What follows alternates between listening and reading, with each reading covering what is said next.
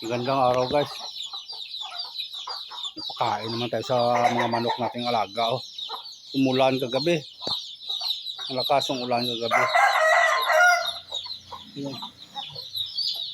Basa yung mga inahin. Yun, isang inahin to. Yun, mayroon isa oh. Isang inahin din yan. Ayan oh. Yung sisiw niya. Saka yung isa mayroon din doon puntaw. Saka mayroon din dito yung isa. Isa na inahin. Basa sila eh. Malakas yung ulan kagabi. Mayroon pa nga doon na isa man ha. Yun. Mayroon din doon na isa ha. Na inahin. Yun.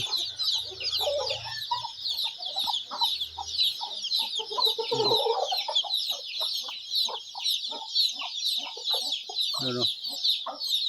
Basa din yun. Basa yung mga sisiw nila ha.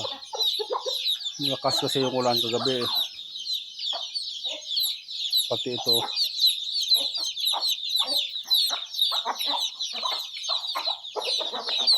Saan yung mga nanay nyo ay?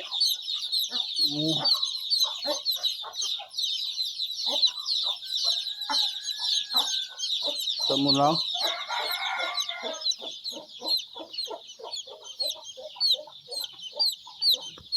Yung isa ha. Di alam na kung saan yun. Naiwan na naman ha. Kung saan yung nanay niya. Kulimlim yung panahon na. Parang uulan. Parang uulan. Dito pa lang yung nakalabas pa lang ng mga manok na pagkain. Yung doon pa sa kulungan wala pa. At saka doon sa likuran. Hindi pa yan napakain. No? Nagkakape kasi ako bagong pano. Maaga pa naman. Pero humihingi din ng pagkain ha. Ano ba? Nabigyan ko kayo ng pagkain. Yung sandali lang. Ito yung isa binibigyan na nandoon sa labas ay hindi pa maglabas. Ito niya dito pa sa loob. Dalawa na lang natira. Yung iba kung saan naman pumunta yun. Buntes to si Jack eh.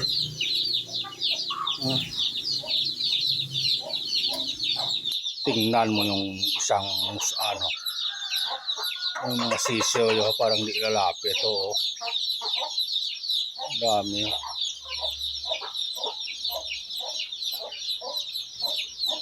Ay, parang lapit yun.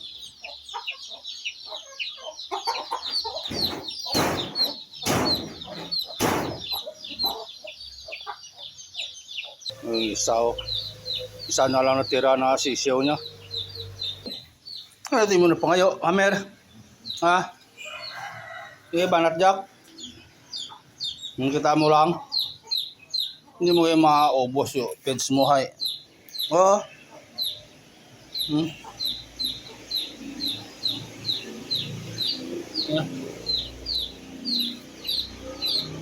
Gusto mo pang pumasok ng mga alaga. Pati yung mga manok ay